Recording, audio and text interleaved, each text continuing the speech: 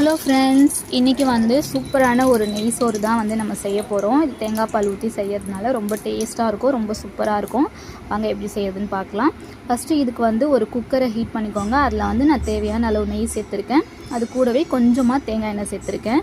தேங்காய் எண்ணெய் ஃப்ளேவர் வந்து இந்த சாப்பாட்டுக்கு ரொம்ப டேஸ்ட்டாக இருக்கும். அதுக்கப்புறமா வந்து இந்த பிரியாணி மசாலா இருக்கு இல்லையா, அதில் எல்லாத்துலேயும் ஒன்று ஒன்று சேர்த்து கொஞ்சமாக வந்து பொரியிற அளவுக்கு வச்சுக்கோங்க. இது பொரிஞ்சதுக்கப்புறமா வந்து நம்ம வந்து நறுக்கி வச்சுருக்க வெங்காயம் வந்து இதில் ரொம்ப ப்ரௌனாலாம் வந்து வதக்கக்கூடாது. லைட்டாக கண்ணாடி பதம் வர அளவுக்கு மட்டும் வதக்கினா போதும். அப்போ தான் வந்து இதோட அந்த கலர் வந்து நல்லாயிருக்கும். சரிங்களா? இதை வந்து போட்டுட்டு நல்லா வந்து வதக்கிக்கோங்க.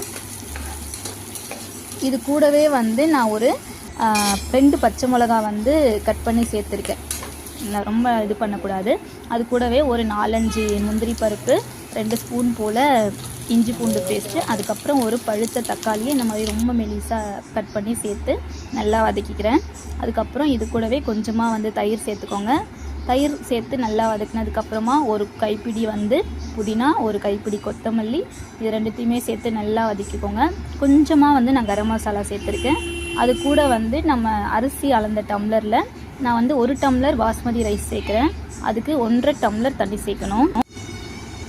அந்த 1 டம்ளர் அரிசிக்கு ஏற்ற மாதிரி 1.5 டம்ளர் வந்து நான் தேங்காய் பாலும் தண்ணியும் மிக்ஸ் பண்ணி சேர்த்துருக்கேன். அதாவது 1 டம்ளர் 3/4 டம்ளர் பாலும் 3/4 டம்ளர் வந்து தண்ணியும் சேர்த்துருக்கேன். சரிங்களா? அது நல்லா கொதிச்சு வரணும். கொதிச்சு வந்ததுக்கப்புறமா நான் வந்து அதாவது நல்லா கழுவி ஊற வச்சுருக்கேன். அந்த பாஸ்மதி ரைஸில் தான் இன்றைக்கி செஞ்சுருக்கேன். அந்த ரைஸை வந்து போட்டு நம்ம மூடி வச்சிடலாம். இப்போ பார்த்திங்க அப்படின்னா ப்ரெஷர் வந்து நல்லா ரிலீஸ் ஆகணும். 2 விசில் வந்து வரணும். அதுக்கப்புறமா ஆஃப் பண்ணிவிட்டு ஒரு 10 நிமிஷம் போல் விட்டிங்க அப்படின்னா ப்ரெஷர் வந்து நல்லா ரிலீஸ் ஆகிடும். அதுக்கப்புறமா பார்த்திங்க அப்படின்னா நம்மளோட நெய் சாதம், அதாவது தேங்காய் பால் சாதம் வந்து சூப்பராக ரெடி ஆகிடுச்சு. இங்கே பாருங்கள், ரொம்ப சூப்பராக வந்திருக்கு. இது டேஸ்ட்டும் பார்த்திங்க அப்படின்னா ரொம்ப நல்லாயிருக்கும். இது கூட வந்து சிக்கன் கிரேவி அப்படி இல்லைனா நல்ல காரமான கிரேவி எதுவாக இருந்தாலுமே வந்து வச்சு சாப்பிடும்போது அவ்வளோ சூப்பராக இருக்கும். வாங்க இதை நான் இப்போ ப்ளேட் பண்ணி காமிக்கிறேன். நான் வந்து இதுக்கு இன்றைக்கி சிக்கன் குழம்பு தான் செஞ்சுருந்தேன். ரொம்ப டேஸ்ட்டாக ரொம்ப சூப்பராக இருந்துச்சு. நீங்களும் இதை வீட்டில் ட்ரை பண்ணி பாருங்கள். இந்த வீடியோ உங்களுக்கு பிடிச்சிருந்துச்சின்னா மறக்காமல் நம்மளோட சேனலை சப்ஸ்கிரைப் பண்ணிக்கோங்க. அவ்வளோதான் ஃப்ரெண்ட்ஸ், சூப்பரான நெய் சாதமும் அதுக்கு மேட்சிங்காக சிக்கன் கிரேவியும் ரெடி. தேங்க்யூ.